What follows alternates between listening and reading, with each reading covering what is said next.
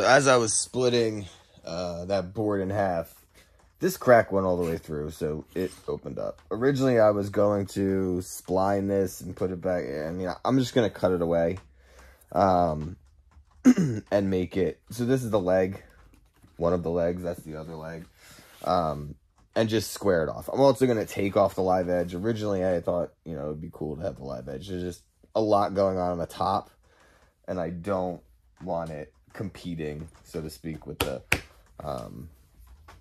base. So that's what we're gonna do. We're gonna cut here, and then we're gonna square off the sides.